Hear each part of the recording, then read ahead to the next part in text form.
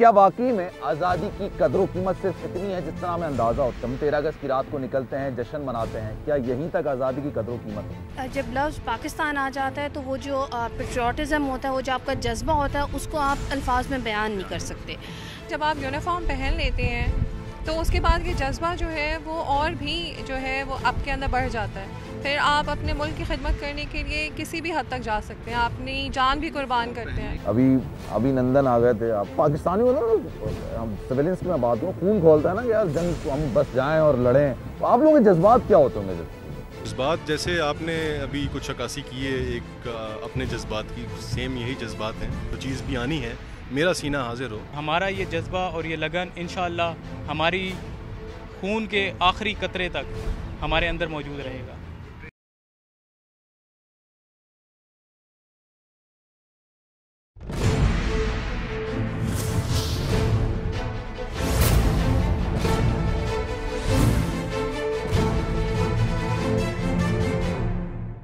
बिस्मिल्लाहिर्रहमानिर्रहीम, अस्सलाम वालेकुम। आपको खुश आमदीद कहते हैं जनाब। आज़ादी का दिन है, 14 अगस्त है, जश्न आज़ादी ज़रूर मना रहे होंगे और इसी मुनासिबत से आज हमने शो का एहतमाम किया। स्पेशल शो है जिसमें सलमान मिर्ज़ा आपको खुश आमदीद कहता है। जनाब, आज़ादी एक नेमत है, ये हमने पढ़ा भी है, सुना भी है, बड़ों से भी सुना होगा, किताबों में भी पढ़ा होगा, स्कूल में बताया होगा। 14 अगस्त आती है तो मुख्तलिफ तकरीबात का एहतमाम भी किया जाता है, लेकिन क्या वाकई में आज़ादी की कदर कीमत सिर्फ इतनी है जितना हमें अंदाज़ा होता है? जब हम 13 अगस्त की रात को निकलते हैं, जश्न मनाते हैं, क्या यहीं तक आज़ादी की कदर कीमत है? यकीन जानिए इसकी कदर कीमत इससे कहीं ज़्यादा है, जो शायद हमें एहसास नहीं होती, क्योंकि फ़िज़ा खूबसूरत है, चल रही है, आप देख सकते हैं, इसमें हम सांस ले रहे हैं, लेकिन ये हर एक को नसीब नहीं होती। इसका अगर आपने अंदाज़ा लगाना है जनाब, तो उन लोगों से पूछिए जो कि कश्मीर में मौजूद हैं, जो भारत के तसल्लुत से आज़ादी चाहते हैं, उनके जबर से, उनके जुल्म से आज़ादी चाहते हैं, लेकिन उनको आज़ादी नहीं मिल रही है और उसके लिए वो जंग लड़ रहे हैं। इसकी कदर कीमत का, इसकी अफादियत का अगर आप अंदाज़ा लगाना चाहते हैं तो उन फ़लस्तीनियों से पूछिए जिनके माँ बाप को, 6 बच्चियों के माँ बाप को बमबारी में शहीद कर दिया गया और वो 6 बच्चियाँ बेआसरा इस वक्त ज़मीन पर बैठी। तो हम लोग बड़े खुशकिस्मत हैं, कायदे आज़म मोहम्मद अली जिन्ना की अनथक मेहनतों की वजह से आज हम खुली फ़ज़ा में कम से कम सांस ले सकते हैं। आज हम इस तरह से शो करने के काबिल हैं कि कोई हमें रोक टोक नहीं रहा। हम हर तरह से, भले हमारा मज़हब कोई भी हो, मुसलमान हैं, गैर मुस्लिम हैं, हम अपनी मजहबी रसूमात भी पाकिस्तान के अंदर आज़ादी के साथ अदा कर सकते हैं। भारत में मुसलमानों को ये भी मुयस्सर नहीं है, अपनी इस्लामी तालीमात के हिसाब से अपनी ज़िंदगी गुजारना भी मुयस्सर नहीं है। तो जनाब, आज का शो करने का मकसद ये था कि हमारे साथ लेफ्टिनेंट कमांडो बैठे हुए हैं, माजरत अगर मैं कुछ गलत बोल दूँ तो सर, लेकिन इनसे पूछेंगे, ये हमारी सरहदों की हिफाजत करते हैं, ज़मीनी हुदूद की हिफाजत करते हैं, फ़ज़ाई हुदूद की हिफाजत करते हैं, समंदरी हुदूद की हिफाजत करते हैं। और जब हम लोग रात में सो रहे होते हैं अपने कमरों में, अपने बेडरूम में सो रहे होते हैं, हमें बेफिक्र होते हैं कि जनाब कहीं से कोई बम नहीं आके गिरेगा, कोई आकर हम पर हमला नहीं कर देगा, तो वो सिर्फ इन जवानों की मरून मिन्नत होता है। तो जनाब, आज आपसे मुलाकात करवाएंगे लेफ्टिनेंट कमांडर साहब से, 4 हमारे साथ बैठे हुए हैं। और जैसा कि मैंने कहा कि हम लोग अगर सुकून की सांस आज लेते हैं, फ़िज़ा में सांस लेते हैं, तो ये इनकी मरून मिन्नत है, इनकी कुर्बानियों की वजह से है और इनकी मेहनतों की वजह से। तो आज इनसे बात करते हैं आज के दिन के हवाले से, इनकी ट्रेनिंग के हवाले से, क्योंकि मुझे सबसे ज़्यादा इंटरेस्ट इनकी ट्रेनिंग में होता है। आम इंसान की शायद बस की बात नहीं होती, लेकिन किस तरह से ट्रेनिंग होती है, किस तरह से यहाँ तक पहुँचते हैं, ज़रा गुफ्तगू करेंगे। Thank you so much. अस्सलाम वालेकुम, कैसे हैं आप लोग? ठीक ठाक हैं? ख़वातीन हो के यहाँ पर आना सेटिस्फाइंग है या बहुत ज़्यादा मुश्किल है? मर्दों के मुकाबले में ज़्यादा मुश्किल है? फोर्सेस में ज्वाइन करना फीमेल्स के लिए एक डिफ़िकल्ट टास्क है। मैं ये नहीं कहूँगी कि it's an piece of a cake. हमें करना पड़ता है, बहुत सी चीज़ें हमें साइड पे रखनी पड़ती है। We have to look after the families, अपने फैमिली को प्रायोरिटी भी देनी पड़ती है, अपने जॉब रिक्वायरमेंट भी फुलफ़िल करनी पड़ती हैं। और ये नहीं है कि अगर आपने फ़ौज ज्वाइन कर ली है तो वो मेल्स में और फीमेल्स में कोई डिफरेंस रखेंगे, ऐसा कुछ नहीं होगा। वो आपकी ट्रेनिंग्स भी उन्हीं लाइंस पे है, आपकी जॉब डिस्क्रिप्शंस भी उन्हीं लाइंस पे है। आपने दिन हो रात हो, इसमें कोई तफरीक नहीं होती। जो काम आपके मेल ऑफिसर्स कर रहे हैं वही आपकी फ़ीमेल ऑफिसर्स कर रही हैं। हाँ, डिपार्टमेंट्स डिफरेंट हो सकते हैं, वो अलग होते हैं, लेकिन मेन जो आपका एक बेसिक काम है वो एक जैसा ही है। एक जैसा ही होता है। तो और होता है जैसे इंसान की शफलिंग भी होती है, इधर से आपकी पोस्टिंग उधर चली जाती है, आज आपकी पोस्टिंग यहाँ पर है, इस तरह से। लेकिन पाकिस्तानी फ़ौज के लिए काम करना एक एजाज़ से कम नहीं है ऑनेस्टली। और सिविलियन हर इंसान ये शायद सोचता है कि हमें वो एजाज़ नहीं मिल सका कि हम पाक फ़ौज के लिए खिदमत अंजाम दें। उस पर आपके क्या जज्बात होते हैं? मतलब पाक फ़ौज के लिए सर्विस करना, या आप किसी को इंट्रोड्यूस कराते हैं कि I am working for Pakistan army, Pakistan navy, तो उसके लिए जज्बात आपके क्या होते हैं? पाकिस्तान के लिए जब लफ्ज़ पाकिस्तान आ जाता है तो वो जो पेट्रियाटिज़म होता है, वो जो आपका जज्बा होता है, उसको आप अल्फाज में बयान नहीं कर सकते कि आप उसके लिए आपको कुछ भी करना पड़े, आप उस पर सेकंड थॉट नहीं देते कि अच्छा इसमें मुझे पाकिस्तान का जब वर्ड आ गया, then you have to give your best. उसमें फिर आपकी जितनी भी रिक्वायरमेंट्स हैं आपने करनी है। पाकिस्तान में जॉब करना स्पेसिफ़िकली इतने हाई लेवल पे, इतनी मुकाबले ताज़ीम जगह पे करना आपके लिए बड़ा फ़ख्र का बायस है, आपकी फ़ैमिली के लिए, आपके अपने लिए। इसमें मेरा फ़ैमिली, क्योंकि फ़ैमिली बैकग्राउंड है फोर्सेस से ही, तो मेरे लिए तो ये ज़्यादा ही एक फ़ैमिली लीनियज चल रहा है, एक लेगेसी चल रही है जिसको मैं कैरी कर रही हूँ। फ़ीमेल्स में yes I am the first one, लेकिन ये वही लेगेसी हम कैरी कर रहे हैं। तो उसमें जो चीज़ आपके पेरेंट्स ने की वो आप पे आई, तो it gives you very good feelings about the country as well, कि आप you are being the good part of it, you are being the benefit, you are one of the important person, or you are giving some your best for your country। तो ये चीज़ ज़्यादा आपके लिए एक बाइस फ़ख्र होता है। It's your own choice, आपकी मर्जी होती है, या फिर होता है कि लेगेसी लेके चलनी है एट एनी कॉस्ट? नहीं, चॉइस मेरी अपनी है। वो आपने पेरेंट्स को देख लिया कि उनकी लाइफ है, they are serving for their country, तो आप में भी वो जज्बा बचपन से ही चीज़ें स्टार्ट हो जाती हैं। तो जब आप एक एज पे स्पेसिफिकली जब आप उस क्राइटेरिया को फुलफ़िल कर रहे होते हैं तो आप अप्लाई तो ज़रूर ही करते हैं। बहुत अच्छी बात है। शुमाला साहब भी हमारे साथ मौजूद हैं, lieutenant commander. Thank you so much for your time. यही आपसे मतलब ट्रेनिंग मुश्किल होती है पाकिस्तान के लिए, फ़ौज के लिए, पाकिस्तान आर्मी के लिए काम करना, पाकिस्तानी नेवी के लिए काम करना एक एजाज़ से कम नहीं है। क्या जज्बात होंगे? देखें, जब आप फ्यूचर मिलिट्री लीडर्स को ट्रेन कर रहे होते हैं तो डेफिनेटली जो ट्रेनिंग स्टैंडर्ड्स होते हैं किसी भी ट्रेनिंग अकेडमी के, वो इतने हाई रखे जाते हैं कि ट्रेनिंग भी भरपूर हो सके, उनकी कैरेक्टर बिल्डिंग भी हो सके। तो डेफिनेटली ट्रेनिंग मुश्किल होती है, लेकिन एज आई सेड कि आपके फ्यूचर मिलिट्री लीडर्स क्योंकि वहाँ पे ट्रेन हो रहे होते हैं तो मुश्किल है, बट हर एक का थ्रेशोल्ड डिफरेंट होता है, हर एक के लिए उसको क्रॉस करना अपने अंदर एक अचीवमेंट होता है। दूसरी सबसे इम्पॉर्टेंट बात ये है कि हम उस कौम का हिस्सा हैं जो मुहिब वतन है, जिसके अंदर बचपन से ये जज्बा होता है कि उसने अपने मुल्क की खिदमत करनी है। तो स्पेशली जब आप यूनिफॉर्म पहन लेते हैं तो उसके बाद ये जज्बा जो है वो और भी जो है वो आपके अंदर बढ़ जाता है। फिर आप अपने मुल्क की खिदमत करने के लिए किसी भी हद तक जा सकते हैं, अपनी जान भी कुर्बान करते हैं। का जो एक जिसका ना एक प्राइड, ऑनर, वो एक अलग ही फीलिंग होती है। जी बिल्कुल। 14 अगस्त आज़ादी का दिन, और हर शहरी इसको बड़े भरपूर तरीके से मनाता है। अगर मैं ये कहूँ तो ये गलत नहीं होगा कि ईद से कम ये दिन नहीं होता है पाकिस्तानियों के लिए। फोर्सेस के अंदर इस दिन को, जैसे आपकी अगर मैं बात करूँ, इस दिन में मसरूफियात क्या होती हैं? इस दिन की कोई ख़ास ट्रेनिंग, जैसे गार्ड्स की तब्दीली की तकरीब होती है, मुख्तलिफ़ तकरीबात होती हैं, पूरी मसरूफियात क्या होती हैं 14 अगस्त में आप लोगों? गार्ड्स की तब्दीली के अलावा हर यूनिट में जो है वो हमारे यहाँ पहले तो कलर्स होते हैं, जैसे आप परचम को सलामी जो है वो पेश करते हैं।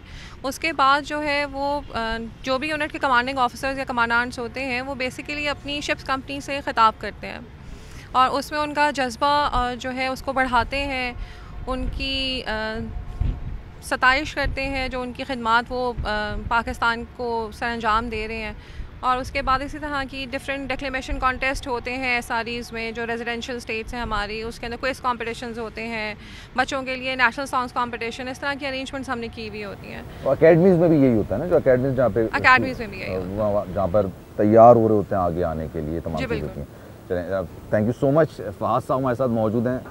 फहाद साहब, क्या कहेंगे सर आज 14 अगस्त के हवाले से आपके जज्बात माशाल्लाह, और दूसरा ट्रेनिंग्स आज के हवाले से किस तरह की होती हैं? आज जिस तरह पाकिस्तान, हर पाकिस्तानी अपना 75वां योम आज़ादी मना रहा है। आपने इस दिन की अफादियत के लिहाज से बात की तो ये दिन हमें याद दिलाता है हमारे इस्लाफ और हमारे बुज़ुर्गों की उन बेबाक कुर्बानियों की और बेलोस कुर्बानियों की, जिसके नतीजे में हमें ये पाक वतन मिला, धरती मिली। आपने शुरू में जिस तरह बात की कि आज़ादी की कदर उन लोगों से जाने जो मज़लूमी की ज़िंदगी या जुल्म की ज़िंदगी जी रहे हैं। तो कायद-ए-आज़म मोहम्मद अली जिन्ना का इस 14 अगस्त की अगर हम बात करें और कायदे मिल्लत को याद ना करें तो ये भी एक ज़्यादती है। उनका एक डोमिनेंट फैक्टर है जंग आज़ादी की तहरीक में। तो इसी सिलसिले में तरबीती मराहिल की आपने तरबीती सरगर्मियों की बात की इस दिन के लिहाज से।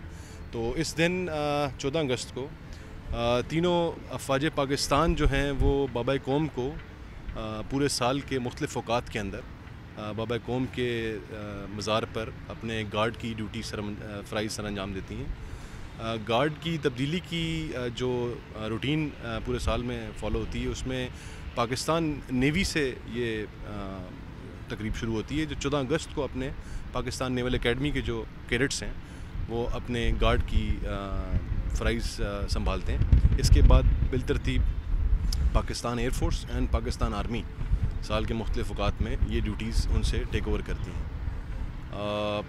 इस दिन 14 अगस्त के दिन पाकिस्तान नेवल एकेडमी के जो चाको चौबंद दस्ता है वो ये गार्ड की ड्यूटीज़ टेक ओवर करता है टिल जब तक वो पाकिस्तान एयरफोर्स से रिलीव नहीं हो जाता। तो लेट्स सपोज जैसे जंग कॉल होती है, अभी नंदन आ गए थे, आप पता होगा, तो वो क्या जज्बात होता है पाकिस्तानी होता है, हम सिविलियंस की मैं बात करूँ, खून खोलता है ना कि यार जंग हम बस जाएं और लड़ें और उनको हमारे पाक वतन पे जो उन्होंने मैली आग डाली है उसका बाकायदा खमियाजा भुगतने में अपना किरदार अदा करें।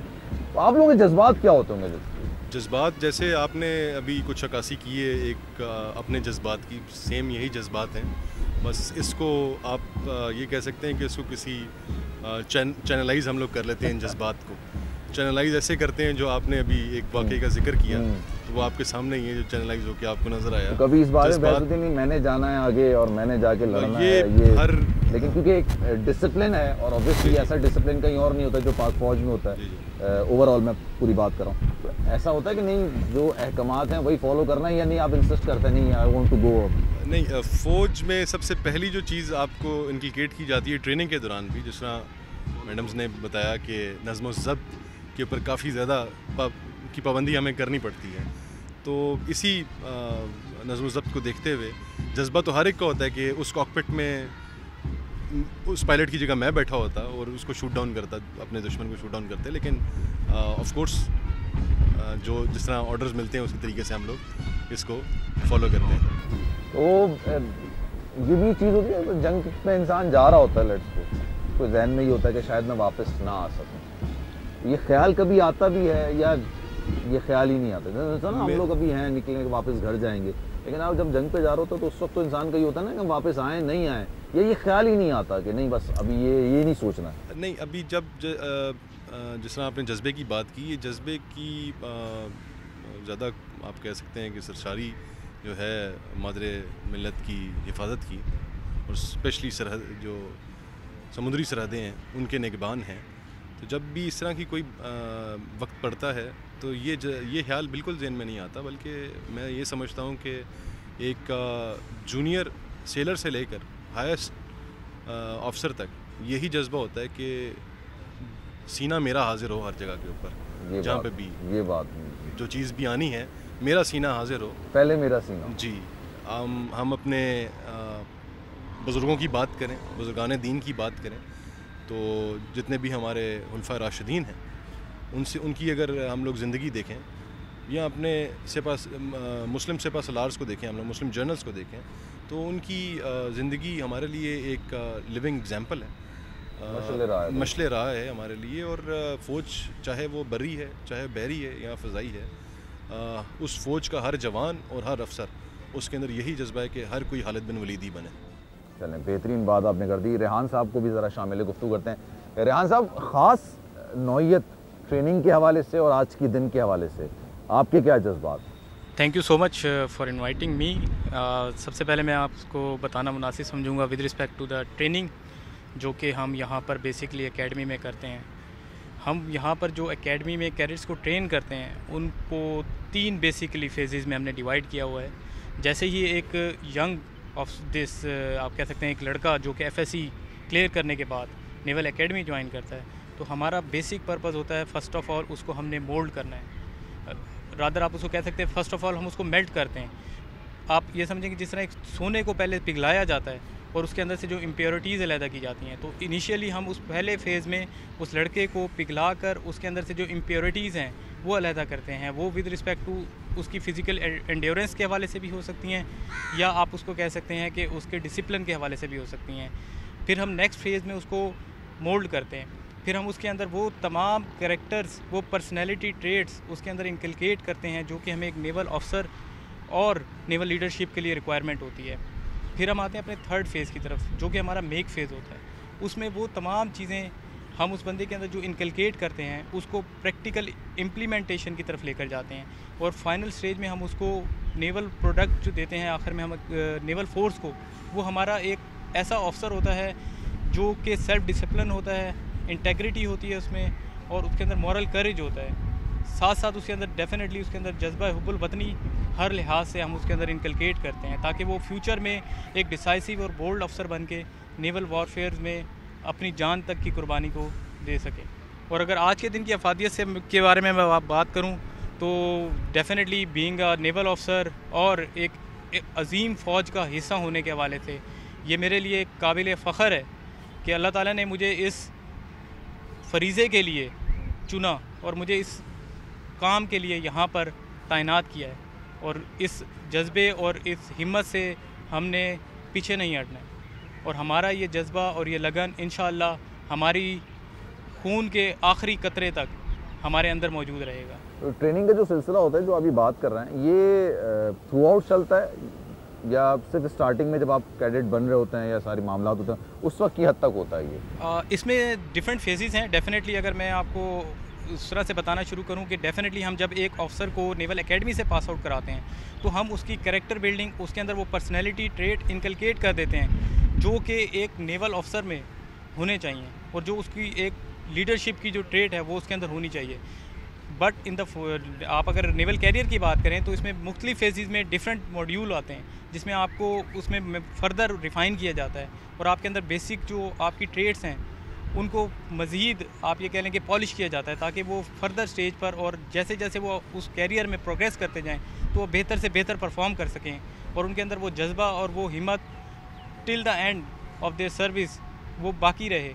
तो उस लिहाज से इन ऑफिसर्स को with the passage of time different stages पे, डिफरेंट रैंक्स पे, डिफरेंट मॉड्यूल से गुजारा जाता है ताकि उसके अंदर वो जज्बा बाकी रहे। और ये जो हम अक्सर ख़बरों में देखते हैं, पढ़ते हैं, गार्ड्स की तब्दीली की तकरीब होती है और उसके बाद वो सिक्योरिटी के फ़राइज़ सर अंजाम दे होते हैं और ये 1 साल के लिए होते हैं, हर साल शायद गार्ड्स की तब्दीली होती है। तो इसमें ये क्या होता है, मतलब सिक्योरिटी के फ़राइज़ आपके पास होते हैं या इसका मरहला क्या होता है? गार्ड की तब्दीली का जिस तरह आपने सवाल किया है तो पाकिस्तान की जो तीनों बरी, बहरी और फ़दाई जो अफवाज हैं उसमें कायद-ए-आज़म के मज़ार के ऊपर इस तरह गार्ड की तब्दीली की ड्यूटीज़ जो हैं उसका सिलसिला 1972 से स्टार्ट हुआ है जिसमें तीनों अफवाज पाकिस्तान एक तरतीब के मुताबिक, जिसमें सबसे पहले पाकिस्तान नेवी, फिर पाकिस्तान एयरफोर्स एंड फिर पाकिस्तान आर्मी अपनी ड्यूटीज़ का टेक ओवर करती हैं। इसके 3 मुख्तलिफ औकात हैं। 14 अगस्त को पाकिस्तान नेवी करती है, शुरू पाकिस्तान नेवी की तरफ से होता है। यहाँ पे मैं नाज़रीन को ये भी बताना चाहूँगा कि पाकिस्तान नेवी के पास ये एज़ाज़ भी हासिल है कि कायद-ए-आज़म मोहम्मद अली जिन्ना जो कि पहले गवर्नर जनरल थे पाकिस्तान के, उनको तीनों अफवाज में से जो सबसे पहले गार्ड ऑफ ऑनर पेश की गई वो भी पाकिस्तान नेवी नहीं पेश की जी, पाकिस्तान नेवी नहीं पेश की 1947। यहाँ का सिलसिला जो गार्ड की मज़ार क़ैद पे गार्ड की तब्दीली का जो सिलसिला है उसके अंदर 14 अगस्त को पाकिस्तान नेवी के कैडेट्स और जवान इस ड्यूटी को टेक ओवर करते हैं। आफ्टर दैट 6 सितंबर को it is Pakistan air force, and then after that it is Pakistan military academy who takes over the duty on 25th of December each year, and this is a continuous cycle repeating on every year. 1972 से बिलतरतीब ये लगातार ये सिलसिला चलता हुआ। बिल्कुल बिल्कुल सही बात है। अच्छा, एक ब्रेक लेते हैं जनाब। ब्रेक के बाद जब वापस आएंगे तो ख़वातीन का कोई ख़ास किरदार होता है या ख़वातीन का किरदार पूरे पाक फ़ौज के अंदर वो किस तरह का होता है, इस पर बात करते हैं। एक ब्रेक लेंगे, ब्रेक के बाद वापस आएंगे।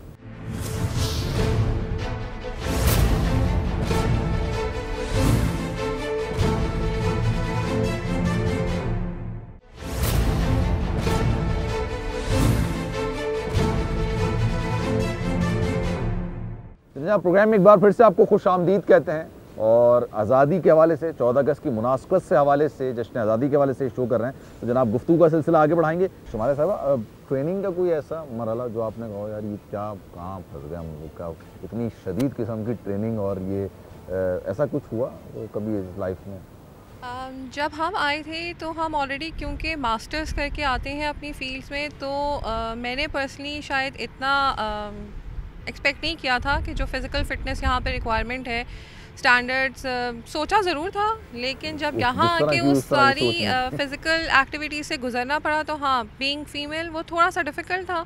बट यहाँ पे क्योंकि ट्रेनिंग सिस्टम में आपको इतना स्ट्रॉन्ग कर देता है यहाँ का ट्रेनिंग सिस्टम कि फिर आहिस्ता आहिस्ता आपका थ्रेशोल्ड बढ़ता जाता है और आप उन तमाम मराहिल से जो है वो आराम से गुजर जाते हैं। आपने ये पाकिस्तान नेवी ज्वाइन की, ये पर्टिकुलरली आपकी ख्वाहिश होती है या एक होता है कि नहीं हमने यहाँ जाने से लेट्स सपोज अगर मैं ज्वाइन करना चाहूँ, मैं पाक आर्मी जाऊँ या पाक नेवी जाऊँ, पाक एयर फोर्स जाऊँ, ये आप लोगों पे डिपेंड करता है कि आप लोग कहाँ जाना चाहते हैं? देखिए, इंडिविजुअल का पैशन होता है। फोर्सेस ज्वाइन करना मेरा पैशन ज़रूर था। नेवी शायद पैशन का हिस्सा नहीं थी, लेकिन फ़र्स्ट चॉइस बन गई थी, क्योंकि उस वक्त जब मैं पास आउट हुई और मैंने फोर्सेस ज्वाइन करने का सोचा तो नेवी का ऐड आया हुआ था, मैंने अप्लाई किया and with the grace of almighty Allah मैं सेलेक्ट हो गई। सो फोर्सेस ज्वाइन करना वाज माय फर्स्ट पैशन। तो नेवी अल्हम्दुलिल्लाह। अक्सर लोगों का ख्याल होता है नेवी ज़्यादातर समंदरों की हिफाजत में ही मामूर रहते हैं, ऐसा है या इसके अलावा भी एक्टिविटीज़ होती हैं? जो प्राइम रिस्पॉन्सिबिलिटी है नेवी की वो डेफिनेटली समंदरी हुदूद की हिफाजत करना है, लेकिन जो कॉम्बैट रेडीनेस है बेसिकली वो आपको जो शो यूनिट्स होते हैं वो प्रोवाइड करते हैं। तो आपने जो कॉम्बैट रेडीनेस समंदर में देनी होती है ऑफिसर्स और सेलर्स और शिप्स वगैरह के लिए, तो वो डेफिनेटली आपके शो यूनिट्स परफॉर्म कर रहे होते हैं। तो दोनों जगह पर होता है, लेकिन navy is all about C. समंदरी हुदूद की अगर हम बात करें, बड़ा दिलचस्प एक टॉपिक है ये, लेकिन जैसे होता है ना कि हमारे अब ज़मीनी सरहदों की बात करें, कुछ ऐसे पॉइंट्स होते हैं जहाँ पर इंटरवेंशन ज़्यादा हो रही होती हैं किसी तरीके से घुसने की। हमने देखा था अभी रिसेंटली भी खबर आई थी, सबमरीन डिटेक्ट की गई थी, फिर उनको शराफत से वापस जाने दिया गया था। तो ये जो इंटरवेंशन होती हैं ज़्यादातर समंदरी हुदूद में किस पॉइंट पर ज़्यादा होती हैं, किस तरफ आपको होता है कि नहीं यार ये हमारा रेड जोन है, यहाँ पे हमें निगरानी ज़्यादा रखनी है? अच्छा, इस जिस तरह आपने समुंदरी ज़मीनी हदूद की आपने बात की, तो वो एक डिमार्क्ड एरिया है ज़मीन के ऊपर। अच्छा, समुंदर में ऐसी कोई डिमार्केशन नहीं है, लेकिन इसको गवर्न किया जाता है all over the world internationally under the United Nations Convention on Law of the Sea, जो हमारे एक आप ये कह सकते हैं एक जामिया कुछ असूल दिए गए हैं जो कि तमाम दुनिया के इस दुनिया के तमाम ममालिक उस पे अमल दरामद करते हैं। उसमें ऐसा है कि आपने अभी जिक्र किया जैसे एक सबमरीन पकड़ी गई, सबमरीन ऑफ कोर्स यस पकड़ी गई थी। उसके बाद there is some rules of engagement in peace time कि आप अगर पीस टाइम के अंदर उसको डिटेक्ट करते हैं, उसको पकड़ते हैं, तो देन आपका मॉडस ऑपरेंडी क्या होगा, what will be your way of working after that. या आप उसको जंग में पकड़ते हैं तो तब आपका लाए अमल क्या होगा, अलग होता है। मॉडस ऑपरेंडी कह लें, इसको लाए अमल कह लें आप, कि ये डिफाइंड है ऑलरेडी कि पीस जानबूझ के या गैर इरादी तौर पर, वैसे तो इरादी तौर पर ही होता होगा, गैर इरादी तो नहीं होता होगा कि आप आ गए ज़रा वापस चले जाए। जी जी, ऐसा होता है। गलती से आए या चाहे इरादा करके आए, हम बैठे हैं इंशाल्लाह। बिल्कुल, ये बात है, हमें इस बात की तसल्ली और सुकून है कि आप लोग बैठे हैं, इसलिए हम लोग महफूज हैं। अच्छा रेहान साहब, ये अक्सर और बेशतर, कल भी मैं शायद अखबार में एक तस्वीर देख रहा था, 2 दिन पहले की शायद तस्वीर थी पाकिस्तानी नेवी ने सेलर्स को, जो मछेरे होते हैं जिनका ताल्लुक भारत से होता है दूसरे मुल्क, उनको बचा लिया होता है। ये खैर सगाली के तहत होता है या फिर वो भी किसी तरीके से हुदूद में पाकिस्तानी गलती से दाखिल हो जाते हैं? बिल्कुल, जिस तरह से अभी सर ने मेंशन किया कि कुछ लॉज़ हैं, सर्टेन लॉज़ हैं जो कि डिफ़ाइंड हैं, इस तरह से पाकिस्तान नेवी के पास एक स्पेसिफ़िक एरिया सी में डिफ़ाइन किया गया है। उस स्पेसिफ़िक एरिया के अंदर जितनी भी एक्टिविटीज़ हो रही हैं वो एक्चुअली में मॉनिटर की जाती हैं और गवर्न की जाती हैं बाय पाकिस्तान नेवी। तो वो जो 2 दिन पहले एक्टिविटी हुई थी वो with respect to Indian navy, एक उनकी सेलिंग वेसल थी जो कि वहाँ पे डूब गई थी। उसमें तकरीबन अराउंड 9 लोग थे, उनमें से एक ही dead body Pakistan navy ship ने रिकवर की। उस ऑपरेशन में पाकिस्तान नेवी का एक फ्रिगेट जहाज़ इन्वॉल्व था, उसके साथ 2 हेलीकॉप्टर्स इन्वॉल्व थे।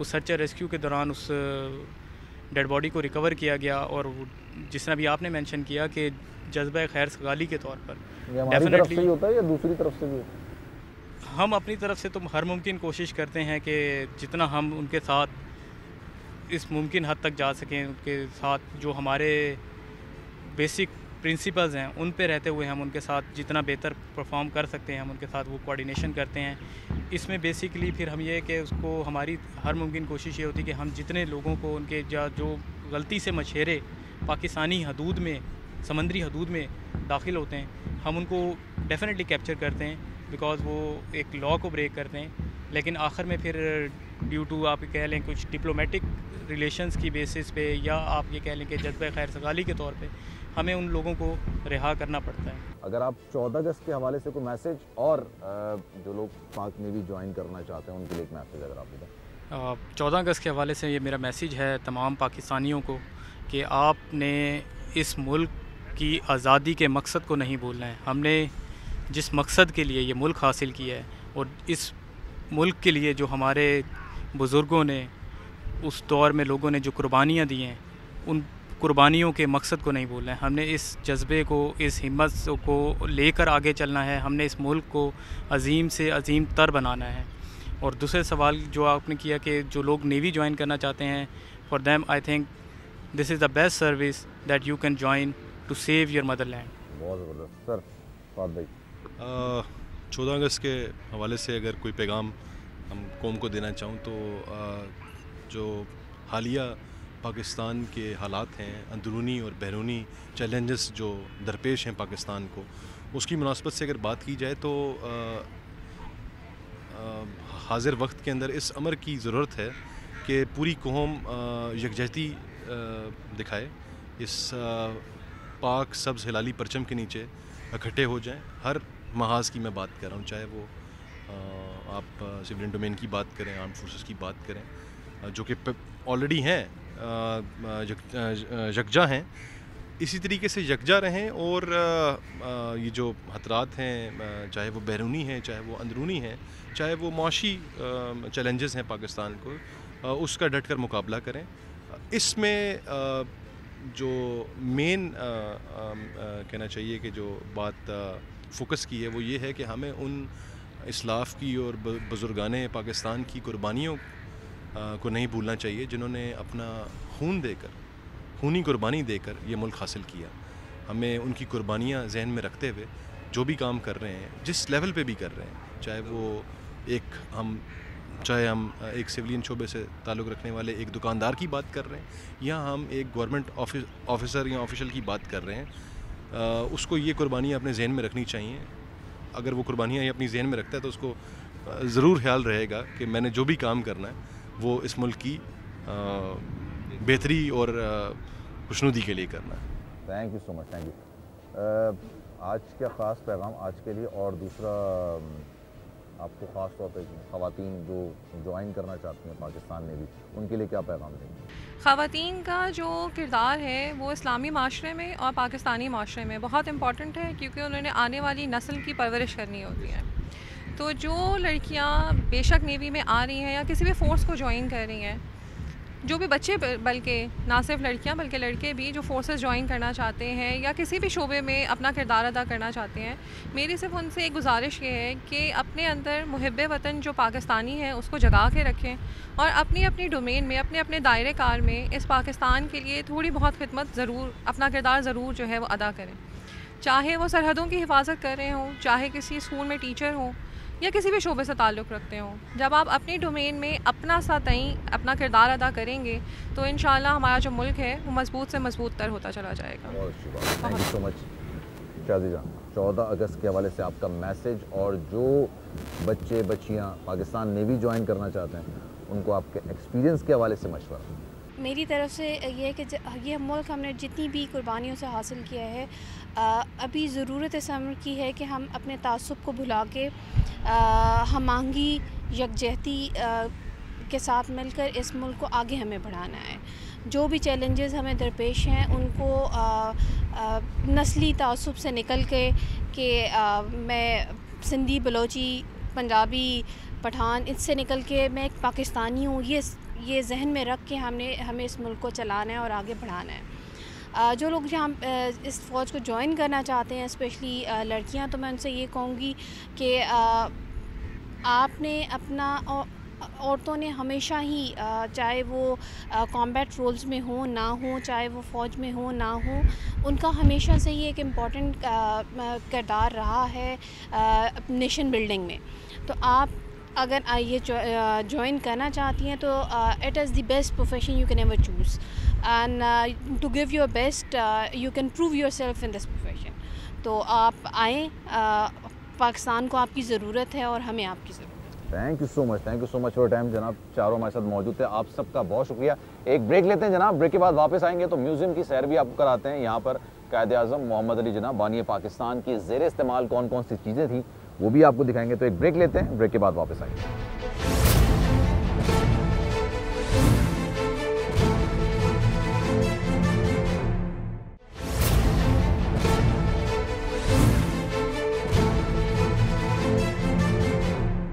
जनाब, प्रोग्राम के आखिरी समय एक बार फिर से आपको खुशामदीद कहते हैं। 14 अगस्त के हवाले से, जश्न आज़ादी की मुनासबत से हवाले से ये प्रोग्राम हम रिकॉर्ड करा रहे हैं और आज हम मज़ार-ए-कायद पर मौजूद हैं। मज़ार-ए-कायद पर आए लेफ्टिनेंट कमांडर से हमने गुफ्तगू की, आपने गुफ्तगू मुलायजा की, यहाँ पर हाज़िरी दी, दुआ पड़ी। अब जनाब, अब मैं आपको दिखाता हूँ कायद-ए-आज़म मोहम्मद अली जिन्ना की ज़ेर इस्तेमाल चीज़ें। अक्सर लोग शायद इस चीज़ से नावाकिफ़ है। यहाँ पर म्यूज़ियम बना हुआ है कायद-ए-आज़म मोहम्मद अली जिन्ना की ज़ेर इस्तेमाल जो चीज़ें थी, और क्या शानदार, क्या खूबसूरत चीज़ें थी। और दिलकश बात यह है, सबसे ज़बरदस्त बात यह है, इंटरेस्टिंग बात यह है कि अभी भी वो उस हालत के अंदर मौजूद हैं। तो मैंने सोचा, जब मैं आपसे बात कर रहा हूँ उससे पहले जब मैं ये म्यूज़ियम घूम रहा था तो मैंने सोचा जनाब आपको दिखाया जाए, शायद आपने नहीं देखा हो। और जब मैं इस म्यूज़ियम के अंदर एंटर हुआ, ये म्यूज़ियम आवाम के लिए खुला हुआ है, लेकिन जब मैं ये म्यूज़ियम में एंटर हुआ तो जब मेरी सबसे पहले नज़र पड़ी ये 2 गाड़ियों पर पड़ी। आप इन गाड़ियों की कंडीशन देखें, ज़बरदस्त किस्म की कंडीशन है, शाइन कर रही हैं, खूबसूरत गाड़ियां हैं और अपने वक्त की बेहतरीन गाड़ियों में शुमार की जाती हैं। और ये कायद-ए-आज़म मोहम्मद अली जिन्ना के ज़ेरे इस्तेमाल गाड़ियाँ थी। ये वो गाड़ी जो आप इस वक्त अपनी स्क्रीन पर देख रहे हैं जनाब, ये असल हालत में है। और कहा जाता है कि जब ये म्यूज़ियम बनाया गया, जब ये म्यूज़ियम तामीर किया गया, तब इन गाड़ियों को चला के यहाँ पर लाया गया था। और जब यहाँ पर लाया गया तो उसके बाद वो इसी कंडीशन में, इनके अपने ओरिजिनल इंजन पर और ओरिजिनल बैटरीज पर हैं, ओरिजिनल कंडीशन में मौजूद हैं। इनको आप देख रहे होंगे, थोड़ा सा इन्होंने ऊपर करके रखा हुआ है क्योंकि जो टायर्स हैं वज़न पड़ता है, एक तवील अरसे से खड़ी हुई है। तो कोई भी चीज़ जो कि कायद-ए-आज़म के ज़ेर इस्तेमाल थी, कायद-ए-आज़म मोहम्मद अली जिन्ना के ज़ेर इस्तेमाल थी, वो चीज़ ख़राब ना हो, इसका ख़ास ख्याल रखा जाता है यहाँ पर कि उसको ख़राब ना हो। तो इस वजह से उन्होंने गाड़ी को थोड़ा सा ऊपर करके रखा हुआ है। लेकिन अब मैं आपको दूसरी गाड़ी से तारुफ़ करवाता हूँ। ये आप गाड़ी देखिए, अक्सर आपने डॉक्यूमेंट्रीज़ देखी होंगी।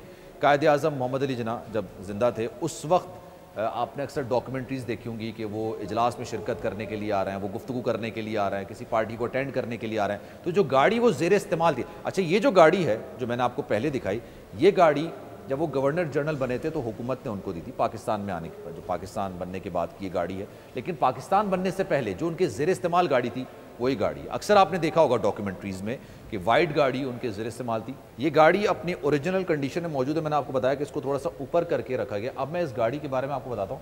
पैकार्ड ये गाड़ी है, 1938 का ये मॉडल है, US मेड ये गाड़ी है, ऑफ वाइट इसका कलर है, राइट हैंड ड्राइव है। ये इसकी स्पेसिफिकेशंस आप अंदर देख सकते हैं कि बाकायदा तौर पर लिखी गई है। ये गाड़ी कायद-ए-आज़म मोहम्मद अली जिन्ना साहब के ज़ेर इस्तेमाल थी। अब जनाब यहाँ पर आते हैं ऐवान नवादरात। ये जो मैंने आपको जिक्र कर रहा हूँ उनकी शख्सियत के हवाले से, जितनी अच्छी वो स्पीचेस किया करते थे, जितनी अच्छी वो गुफ्तगू किया करते थे, सामने वाले पर अपनी बात को कितने अच्छे तरीके से वो डिफ़ाइन करते थे। उनकी शख्सियत में एक और पहलू भी था और वो थे उनकी खुश लिबासी। आपने जितनी पिक्चर्स देखी होंगी वेल ड्रेस वो पिक्चर्स होंगी। अब आप ये देखें, इनका जो 3 पीस सूट है इस वक्त यहाँ पर रखा हुआ, इनकी पिक्चर्स उन बाकायदा तौर पर जो ज़ेर इस्तेमाल चीज़ें उनकी पिक्चर्स भी इन्होंने पीछे लगाई हुई हैं। ये इनका 3 पीस सूट है। आप ये वकालत का गाउन आप देख सकते हैं, ये वकालत का गाउन यहाँ पर इनका मौजूद है। आप ये ट्राउज़र आप देख सकते हैं, ये ट्राउज़र इन्होंने पहना हुआ, तस्वीर पीछे आप मुलाहिजा कर सकते हैं। और ये बहुत अच्छा, इस म्यूज़ियम की सबसे एक अच्छी ख़ास बात ये, आप नौकरी करते हैं, नौकरी में कोई गफलत भी हो जाती है, लेकिन यहाँ पे जो लोग काम करने वाले हैं ना, वो इसको नौकरी समझ के नहीं कर रहे हैं। अगर नौकरी समझ के करोगे तो शायद ये इतना अच्छा ज़बरदस्त तरीके से मेंटेन नहीं रखा होता। बड़ी अच्छे तरीके से, मैं यहाँ पर दाद भी देना चाहूँगा, उनकी तारीफ़ भी करना चाहूँगा। जिस तरीके से उन्होंने चीज़ों को लेके चल रहे हैं, जिस तरीके से चीज़ों को मेंटेन किया हुआ है, वो काबिल दाद है। आप इसे, एक और 3 पीस सूट है आप देख सकते हैं, शानदार। अच्छा, शूज़ के बारे में भी कहा जाता है, कायदे आज़म मोहम्मद अली जिन्ना जो शूज़ पहनते थे काफ़ी जाज़िब नज़र थे, काफ़ी अट्रैक्टिव थे। पहले मैं आपको उनकी शेरवानी दिखा दूँ। ये शेरवानी मंसूबी कायदे आज़म मोहम्मद अली जिन्ना से, और वो जो कैप पहना करते थे उस कैप का नाम भी डिफरेंट है, लेकिन जब से वो कायदे आज़म मोहम्मद अली जिन्ना ने पहननी शुरू की तो वो कैप उनके नाम से मंसूब हो गई, जिन्ना कैप। अब जब भी बात की जाती है तो जिन्ना कैप की बात की जाती है। शूज़ का मैं जिक्र कर रहा था, तो आप ये शूज़ देखें, यहाँ पे पेयर ऑफ शूज़ यहाँ पे रखे हुए। और ये आज की तारीख में जब मैं आपसे बात कर रहा हूँ, जब मैं ये प्रोग्राम रिकॉर्ड करा रहा हूँ, आज की तारीख में ये फैशनेबल शूज़ तस्वुर किए जाएँ आज की तारीख, तो सोचें जनाब, कायदे आज़म मोहम्मद अली जिन्ना का ड्रेसिंग सेंस आउटस्टैंडिंग था, कपड़े पहनने का जो तर्ज अमल था वो बड़ा आउटस्टैंडिंग था। और ये शख्सियत, अब कुछ ज़ेर इस्तेमाल चीज़ें हैं, ये इनका बड़ा पसंदीदा सोफ़ा था जो इस वक्त आप देख सकते हैं यहाँ पे। और पीछे तस्वीर में भी आप देखें कि जब भी कोई फ़ॉरेन डेलीगेशन आता था, मिलता था कायदे आज़म मोहम्मद अली जिन्ना से, तो ये सोफ़े पर वो विराजमान होते थे और इसी में बैठ कर उनसे गुफ्तगू किया करते थे। आप पीछे वो मनाजिर भी आप देख सकते हैं, जो तस्वीरी मनाजिर है ये। अच्छा, अब मैं आपको एक डाइनिंग उनका दिखाता हूँ, और उस डाइनिंग के अंदर, डाइनिंग के ऊपर जिस तरह से कायदे आज़म मोहम्मद अली जिन्ना को पसंद था कि उनकी डाइनिंग टेबल इसी तरीके से, इसी सीक्वेंस के साथ सजी रहे, जो क्रॉकरी है जिस तरह से सजी हुई हो, सेम उसी तरीके से इन्होंने यहाँ पर रखा हो। आप ये देख सकते हैं 12 सीटर गालिबन ये है, जी हाँ बिल्कुल 12 सीटर ये है। और ये डाइनिंग कायदे आज़म मोहम्मद अली जिन्ना के ज़ेर इस्तेमाल थी। बहुत सारी चीज़ें दिखाने के लिए, बहुत सारी चीज़ें इस म्यूज़ियम में रखी है, लेकिन कायदे आज़म मोहम्मद अली जिन्ना जो शौक़ रखते थे वो गोल्फ़ खेलने का रखते। गोल्फ़ स्टिक्स आप देख सकते हैं, ये कायदे आज़म मोहम्मद अली जिन्ना की ज़ेर इस्तेमाल थी। मैं बल्कि आपको चाहूँगा कि आप खुद आएँ और ख़ुद आके विज़िट करें, ये आवाम के लिए खुला है। लेकिन एक बड़ी दिलचस्प बात है, हर जगह जो भी शेल्फ बना हुआ है उसमें आप ये देख सकते हैं टेम्परेचर बाकायदा मीटर लगाया गया है, अंदर की टेम्परेचर कितनी है, ह्यूमिडिटी कितनी है, जिसकी वजह से ये चीज़ें ख़राब ना हो। 26 के टेम्परेचर पर ह्यूमिडिटी है। और यही चीज़ आप इस शेल्फ में भी देख सकते हैं। जहाँ जहाँ मैं आपको लेके गया, जहाँ जहाँ मैंने तमाम चीज़ों को आपको दिखाया, वहाँ पर ये चीज़ मौजूद है। और ये जो सेक्शन है, ये कायदे आज़म मोहम्मद अली जिन्ना का बेडरूम सेक्शन है।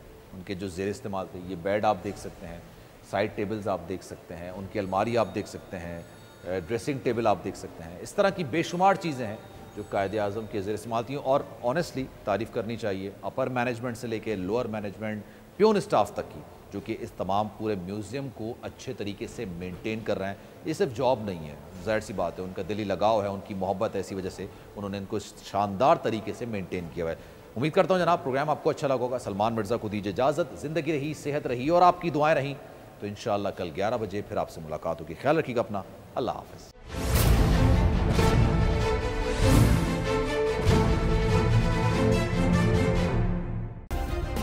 सब्सक्राइब करें और बेल दबाएं ताकि कोई खबर रह न जाए।